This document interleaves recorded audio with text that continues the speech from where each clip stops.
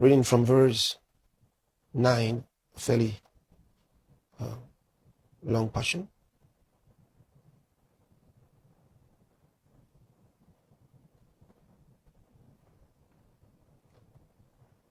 It says, "And this I pray, that your love may abound yet more and more in knowledge." See, your love can grow in knowledge. Because the less of the words you know, the less you can operate, live, and demonstrate the love of Christ. But he wants your love to abound more and more in knowledge and in all judgment. Judgment. How you decide between right and wrong. That you may approve things that are excellent. That you may be sincere and without offense till the day of Christ. Being filled with the fruits of righteousness which are by Jesus Christ unto the glory and praise of God. Amazing.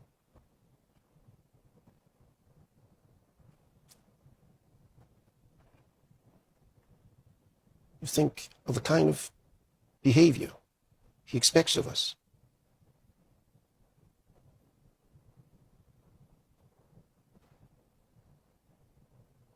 Even among ministers, a lot of times, there are ministers who take on other ministers in public because they're ignorant. They don't understand that that is forbidden. See? If you don't agree with him, stick to what God called you to do and leave that one alone. Do what God called you to do. The Bible says, "Who are you to accuse another man's servant?" It says, "To his master he standeth or falleth, and yea, God is able to make him stand."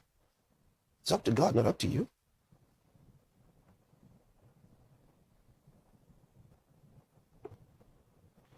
He told us to learn from, he gave animals as examples in different things. So we can learn from animals. And we can learn from sinners. Did you know that? There are things he told us to learn from animals. There are things he told us to learn from sinners. Even demons, Jesus talked about how the devil is united. He says Satan doesn't cast out Satan. He says otherwise how will his kingdom stand? So you can see how his kingdom has withstood the test of time. Because they understand the secret of unity. You understand it. And hear what I'm telling you. When we are outside, you find where you agree with your brethren. And that's where you discuss. Don't get off on the tangent and never find where you agree with sinners. Always be, listen, this is war. You have to understand the art of war.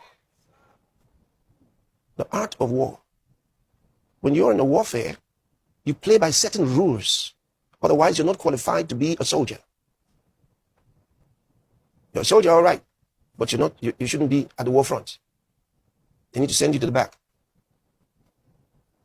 Go help the wounded. Maybe that's better for you. You might learn a lot from there. But in the art of war, some very quick things to understand. Number one, you determine your adversary. You got to know who is your adversary. Otherwise, if you don't know, you're shooting in every direction until you kill even those on your side. You determine who is your adversary. Then don't publicize his strength. Never publicize the strengths or good sides of your adversary. It's a mistake. You don't do that.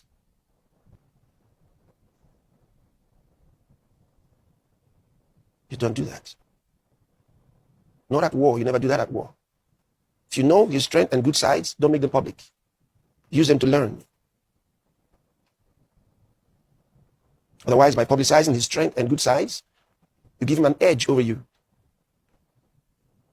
First, you're strengthening him. Then next, you're increasing his supporters. Instead, you magnify and publicize his weakness and wrongness. That's what you do. You zero in on his weakness and on his wrongness. How wrong is his view? Because you've determined this is the adversary. Have you ever heard people say they play the devil's advocate? You never do that. Never do that. Never do that.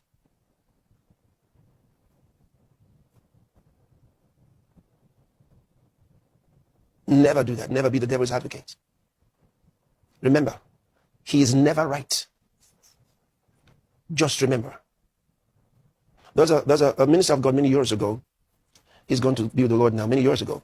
So he had these testimonies that he traveled from place to place to share with people.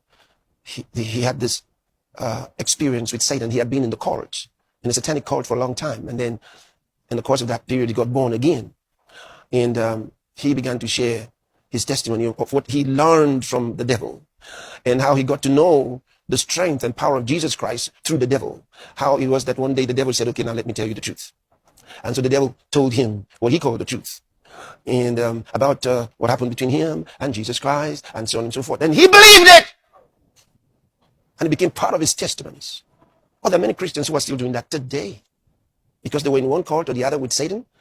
And somehow they believe Satan gave them his secrets. You really think so? You must be wiser than Jesus then. Jesus said, when Satan speaks, he's a native liar. He never abode in the truth.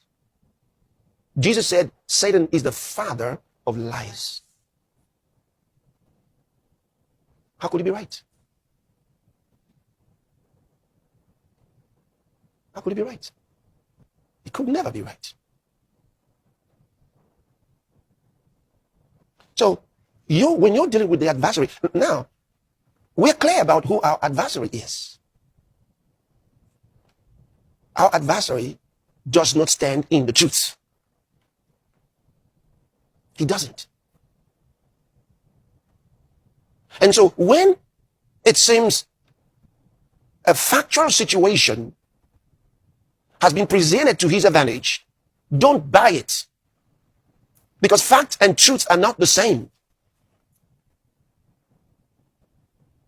The fact may be clearly reported, or the fact